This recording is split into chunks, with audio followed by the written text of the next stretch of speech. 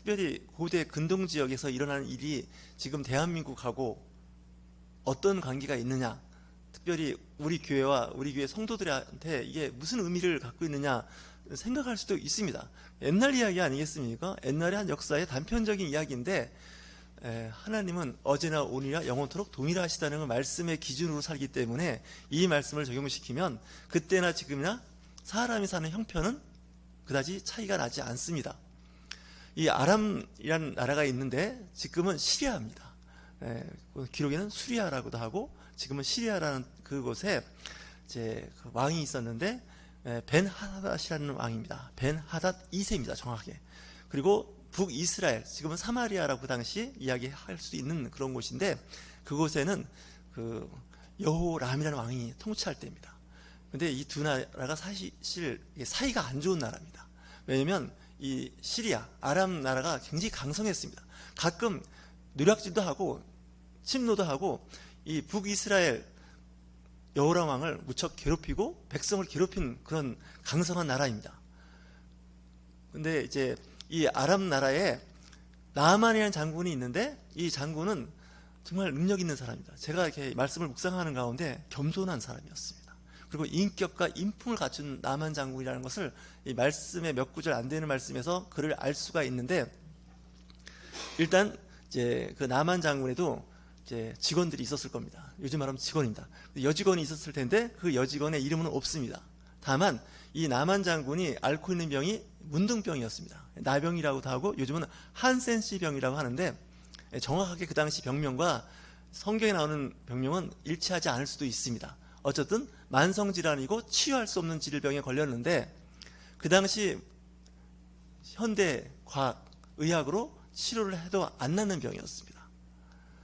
그리고 그 나라에도 신이 있어서 그 나라의 신에게도 기도하고 했음에도 불구하고 그 병은 치유되지 않습니다. 근데 그 집의 여직원이었던 북이스라엘에서 온 그 여직원의 말에 의하면 우리 북이스라엘에 선지자가 있는데 그 선지자가 우리 주인 나만 장군의 병을 고칠 수 있습니다라고 이야기를 하는 겁니다.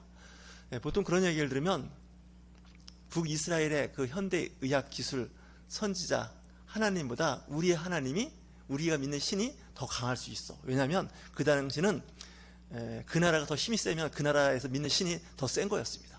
전쟁을 해서 그 나라가 이기면 그 나라의 신이 그 상대방의 신보다 더 강하고 승리한 거로 그렇게 믿던 시대입니다. 무시할 수가 있습니다. 야, 우리가 해볼 거 다 해봤는데 거기 가서 한다고 될까? 안 돼. 보통 우리는 그렇게 생각할 수 있죠. 근데 그 나아만 장군은 그 말을 믿습니다. 그리고 이제 예의가 있는 장군이어서 벤하닷 2세 왕에게 이야기합니다. 비록 자기가 군대 장관이고 높은 위치에 있지만 출장을 갈 때는 허락을 맡아야 되지 않겠습니까? 그때 왕이 갔다 오라고, 내가 편지를 써줄 테니 그 편지를 갖고 가면 북이스라엘의 왕이 잘 해줄 거라고, 뭐 병이 낫는다 그러면 그보다 더한 일도 해야 되지 않겠느냐 해서 편지를 써줍니다. 오늘 말씀 본문에 여러분들과 같이 교독한 말씀이 바로 그겁니다. 근데 이 편지를 받은 이스라엘의 왕, 북이스라엘의 왕, 여호람 왕의 그 태도입니다. 이 사람은 하나님을 믿는다고 하죠. 믿음이 없는 사람입니다. 그랬으면 오시라고, 어떻게 하든지 치유해보겠다고, 내가 치유하는 것이 아니라 하나님이 하시니 하나님께서 하실 겁니다, 이렇게 믿음이 있어야 되는데 지금 오늘 말씀을 보면 어떻게 해요?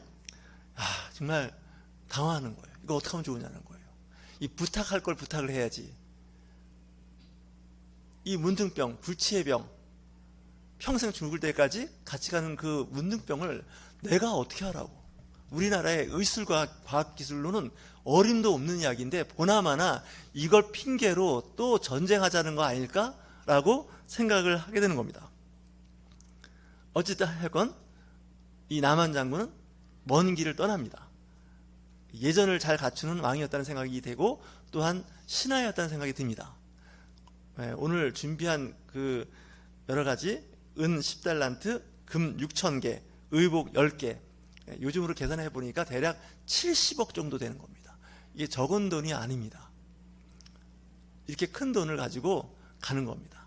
이 병만 고쳐준다면 내가 갖고 있는 모든 것을 다 주어도 아깝지가 않은 거예요. 지금 내가 이 문둥병에 걸려서 어디 의전이나 사람들 모인데, 심지어는 가정에서도, 부부간에도 이 문둥병 환자하고 한 방에 같이 잘 수가 없는 거 아니겠습니까? 이거 심각한 문제입니다. 나뿐만 아니라 나와 친한 사람들하고는 항상 거리를 둬야 되고 피해 다녀야 되고 사람들이 만나려고 하지 않습니다. 아무리 지위가 많고 지위가 높고 가진 자산이 많아도 사람들이 안 만나주는 사람은 굉장히 외로울 수밖에 없습니다. 가족도 어찌할 수 없는 거죠. 격리될 수밖에 없는데, 내 병이 낫는다 그러면 적국이라 할지라도 이방 나라에 가서도 병을 치유해야겠다는 그 신념, 그 믿음이 대단한 거죠. 그래서 가지고 갈 수 있는 모든 것을 빨리 준비를 합니다. 금매물로 땅을 팔아서 물건을 어떻게 해서라도 이제 챙겨서 이웃 나라에 가는 거겠죠. 자, 갔을 때 먼저 왕을 만나겠죠. 국가 간에 예전이 있으니까. 그래서 이제 소문에 의하니까 엘리사란 선지자가 그 말을 듣습니다. 왕이 지금 혼비백산한 거죠. 큰일 났다는 거죠. 그랬을 때 이제 엘리사가 사람을 보내서 걱정하지 마시고 그 나만 장군을 내게로 보내십시오. 이렇게 이야기하는 겁니다. 이 엘리사도 굉장히 믿음이 좋은 사람입니다.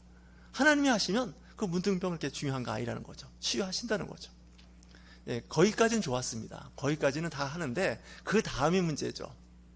그 다음이 문제입니다. 예를 들어서 새신자가 교회에 왔습니다. 교회에 앉았습니다. 그러면 새신자 반에서 내지는 새신자를 위해서 빵빠레도 울리고 잘 오셨다고 막 할 줄 알았더니 인사도 안 하는 거예요. 아는 척도 안 하는 거예요. 여러분, 그랬을 때 기분이 좋은가요, 나쁠까요? 날마다 새롭게 보는 얼굴도 인사 안 하고 아는 척 안 하고 그러면 기분 나쁜데, 이 사람은 그래도 해외에서 온 아주 높은 자리에 있는 칙사 아니겠습니까? 왕이 편지를 써준 사람입니다. 근데 군대와 함께 그 식솔들을 같이 왔는데, 문제는 이 엘리사가 좀 매너가 없습니다. 제가 봐도 이렇게 하면 안 됩니다. 문 앞에 왔을 때 자기 직원 한 사람, 교회 같으면 간사, 행정간사 이런 사람을 내보내는 거예요. 가서 요단강이 있는데 요단강에 가서 7번 씻으면 됩니다 라고 이야기하는 거예요. 그 순간 나만 장군이 너무나 기분이 나쁜 거예요. 이건 정말 예의가 아니에요. 본인이 아무리 선지자고 요즘 말하면 훌륭하신 영험한 목사님이라 하더라도 이렇게 사람을 상대하면 시험 들기 딱 좋습니다. 여러분 입장이 어떻습니까? 그 말 들었을 때, 그런 이야기를 들으면 뭐 사람을 이렇게 취급하지? 사람 무시하는 거야? 이렇게 생각하는 겁니다. 진짜 배고픈 것도 뭐 좀 아픈 것도 참을 수 있는데 무시당했다 그러면요, 그 순간 우리는 관계를 끝냅니다. 정말 이 사람을 대할 때 사람을 상당히 존중하고 인정하고 어떻게 하든지 선하게 접대를 해야 되는데 그렇게 안 하면 정말 누구도 기분이 좋을 리가 없습니다. 근데 아마 이 엘리사는 그 나만 장군을 시험해 본 것 같습니다. 나만 장군은 할 도리를 다 했습니다. 그렇지 않겠습니까? 읽어보면 나만 장군은 자기가 할 수 있는 도리를 다 갖추어서, 예전을 갖춰서 그 엘리사 선지자를 만나러 왔더니 그 선지자가 완전히 냉대하는 거예요. 문 열고 내다보지도 않아요. 그리고 사람 시켜서 요단강에 가서, 그 요단강을 평상시에 보면요, 물도 많지 않고 구정물 같고 더러운 거예요. 그리고 알아요, 그 지역을. 근데 거기 가서 나를 씻으라고? 내가 누군데, 내가 어떤 사람인데. 자기 나라에 그 강들이 있는데 그 강이 훨씬 더 깨끗하고 좋은 강이에요. 우리 같으면 여기 제가 사는 김포 고촌에 가면 굴포천이라고 있어요. 아실 거예요. 물이 좀 깨끗하지도 않아요. 그런 데 가서 7번 씻으라는 거 하고, 저 한강에 모래사장에 가서 깨끗한 데 가서 씻으라는 거 하고 다르지 않겠습니까? 그 순간 완전히 기분이 상해버려요. 너무너무 기분이 나빠요. 분노가 치밀어 오르는 거예요. 내가 나병이라는 거, 문둥병에 걸려서 나으러 왔다는 것보다 더 문제가 뭐예요? 자존심이 상한 거예요. 교회 떠나는 사람들이 대부분 거기서 걸려들어요. 거기서 기분이 확 잡쳐요. 더 이상 나 교회 못 다녀. 이렇게 무시받고는 교회 못 다녀. 어떻게 교회가 그럴 수 있어? 더구나 그 중심에 누가 있다고요? 담임 목사님이 있다면서 이렇게 되면요, 교회 떠납니다. 영적 치유함, 위로함, 그 능력을 다 포기하는 거예요. 그 순간. 심지어는 하나님의 나라를 그냥 포기하고 잃어버리는 거예요.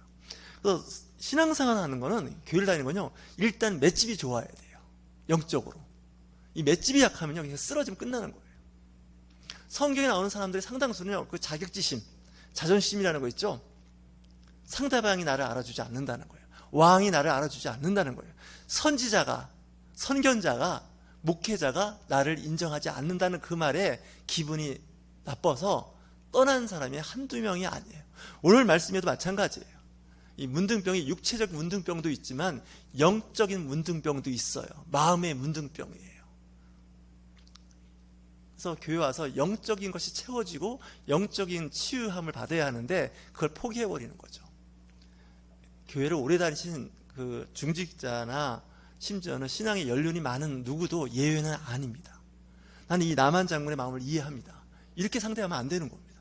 외국에서 그것도 강성한 큰 나라에서 왔는데 대통령이 아니면 국무총리가 공항에 영접하러 나갑니다. 그 나라에서 수상이 오면 국무총리가 나가는 게 예의입니다. 그 나라에 대통령이 오면 대통령이 공항까지 나갑니다. 예전입니다. 장관이 오면 장관이 나가는 게 예의입니다. 근데 그 나라에 가장 영향력이 있는 남한 장군이 왔는데 왕도, 이스라엘의 왕도 그를 영접하는데, 아니 어떻게 시골에 그다지 유명하지도 않아 보이기도 하고 변변하지도 못하고 가난한 엘리사입니다. 앞에 부분을 보면 엘리사가 얼마나 가난한 선지자였고 힘든 목회를 하는지 알 수가 있습니다. 근데 그에게 듣는 말이 요단강에 가서 한 번도 아니고 7번 씻으라는 거예요. 믿음이 생기시나요? 남한 장군이 이야기하는 거예요. 그러면 내가 왔다는 말을 들으면 문을 박차고 나와서 영접하고 당신이 믿는 하나님의 이름으로 내 병을 치유해도 되는데 기도는 고사하고 씻으라는 거예요. 교회에서 기도해 주세요 목사님 그러면 기도하지 마시고요, 하라는 대로 이거 하세요. 그러면 무슨 목사님이 세상적인 얘기를 하실까? 그냥 기도해 주시고 축복해 주시고 치유하는 일을 해야지, 이렇게 할 수도 있다는 거죠. 정말 야 그냥 가자, 집으로 가자, 이렇게 대우받고 이렇게 인정받고 병 치유받아봐야 무슨 소용이냐, 가자, 이렇게 생각할 거예요. 모든 사람들 기분 나빠서 그냥 가요. 거래하지 말자, 저 사람하고 거래할 필요 있냐, 이렇게 자존심 상하고 기분 나쁘고. 제가 페이스북을 봤더니 어떤 목사님이 글을 올리셨는데 이제 그분이 이제 아버지가 두부 장수를 했다 그래요. 두부를 만들어서 이제 수포 같은데 납품을 했는데 아버지를 돕느냐고 자기가 그 두부 배달을 했다는 거예요. 두부 배달을 하니까 그중에 일부 슈퍼마켓에서는 자꾸 트집을 잡으면서 자꾸 대금 결제를 안 해주고 자꾸 이제 문제 삼더라는 거예요.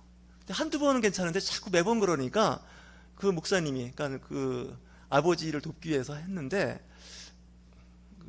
이런 얘기를 이제 한 거예요. 아버지한테, 아버지 저 슈퍼마켓하고 저 슈퍼마켓하고는 거래를 끊읍시다. 도저히 같이 거래를 할 수가 없습니다.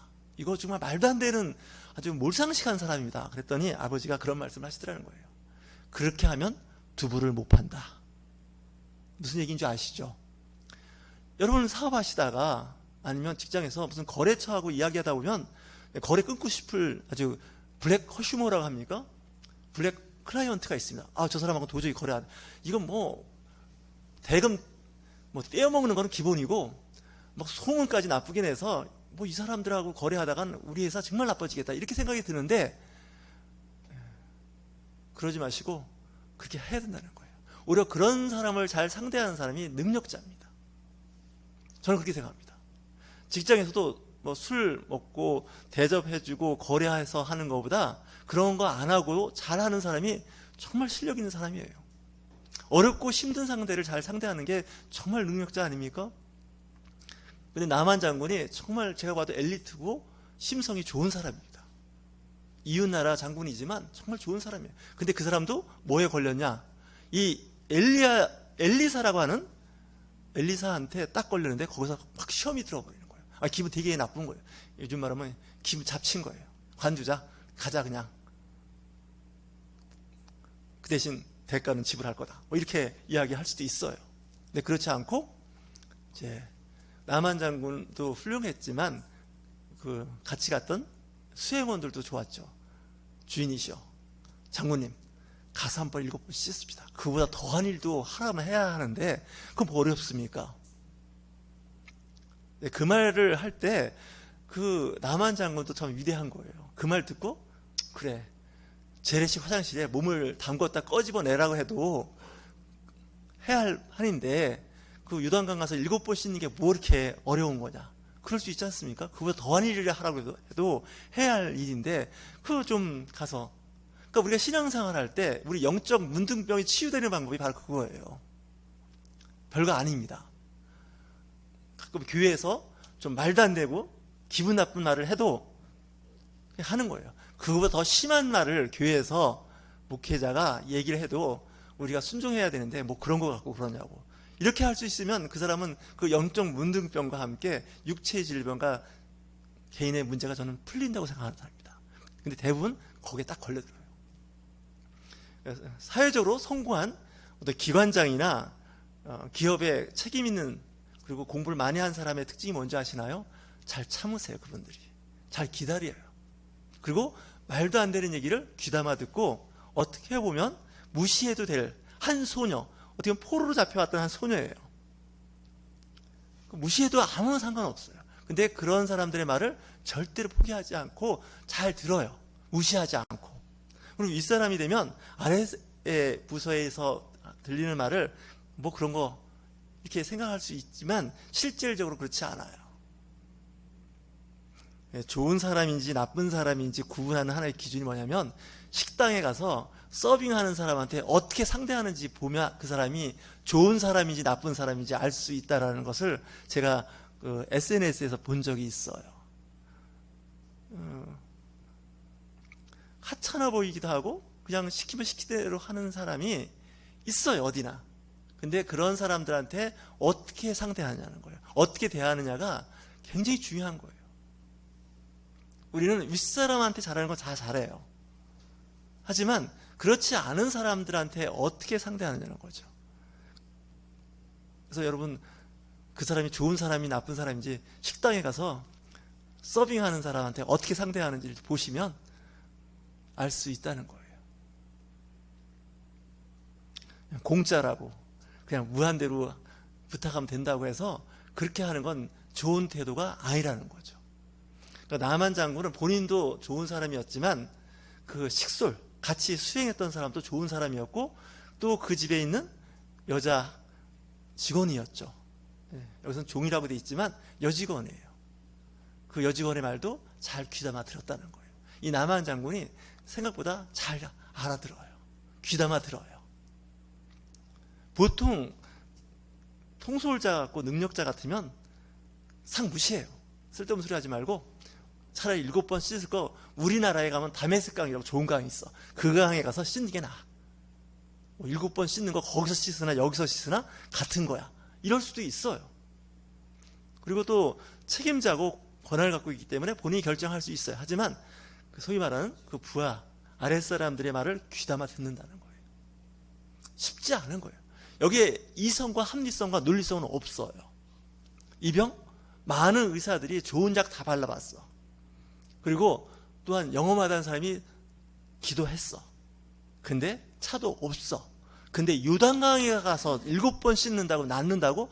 말도 안 되는 거야. 당신 바보 아니야? 그건 말이라고 하고 있어?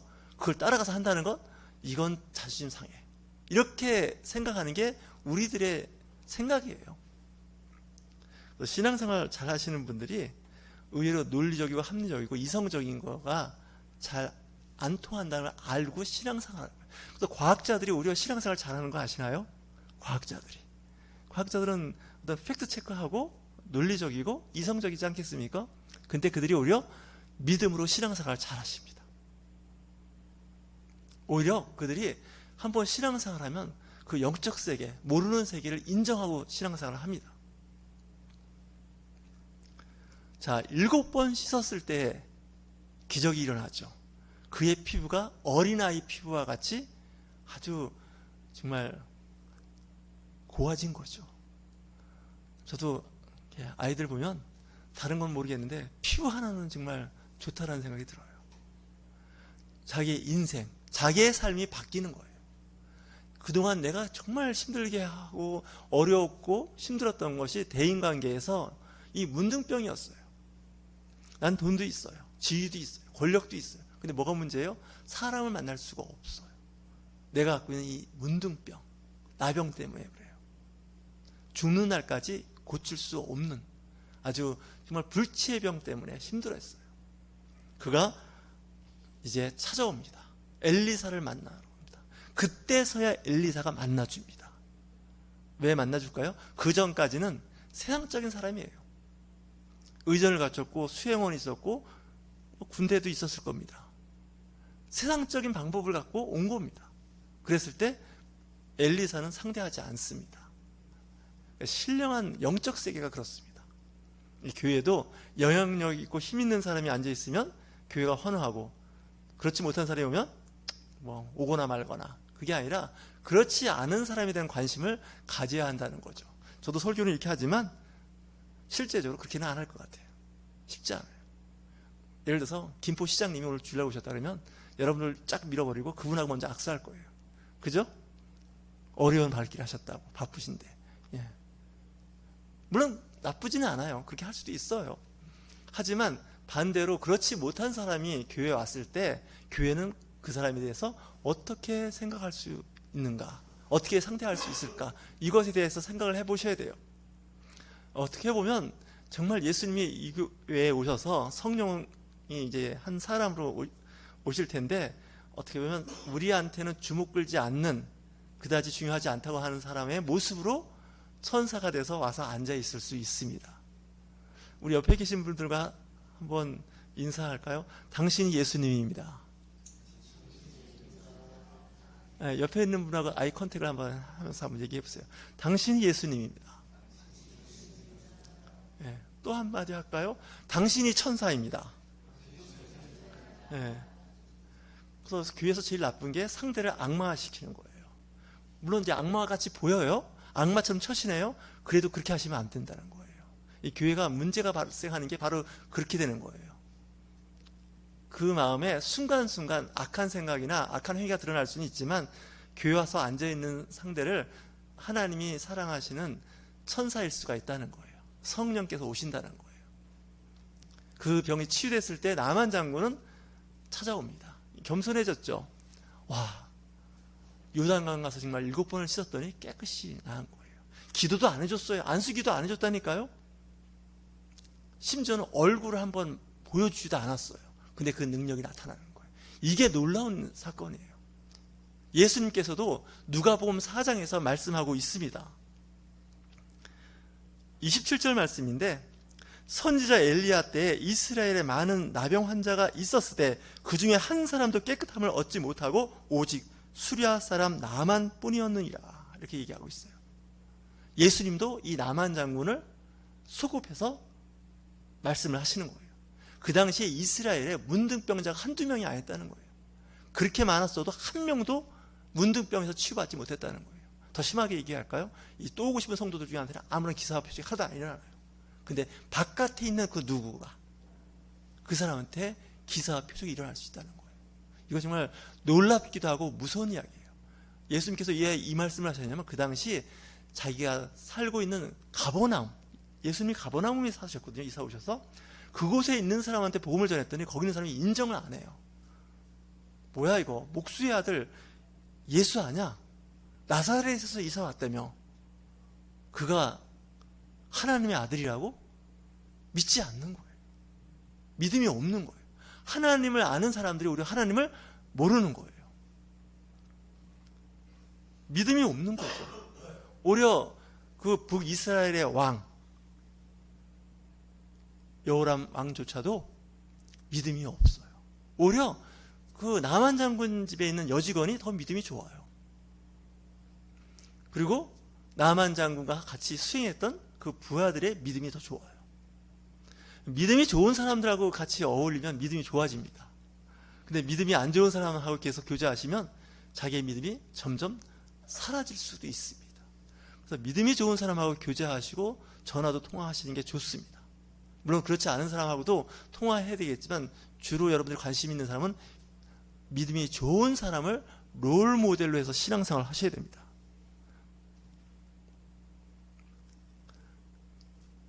엘리사가 나아만을 보고 그때서야 환대를 한다는 거죠. 그의 삶이 바뀌죠. 나아만 장군이. 그 모든 것으로도 안 됐던 일들이 이 엘리사의 그 능력, 하나님이 주신 능력이죠. 그 성령의 능력으로 변화되는 겁니다. 저와 여러분, 환경과 사회의 어떤 위계 질서에 너무 연연하지 마시고 내가 정말 그 말씀에 순종하며 하찮아 보이는 대상, 어떻게 보면 하찮아 보이는 그런 일조차도 의미 부여하시며 사시는 저와 여러분이 되시길 주의 이름으로 축원합니다.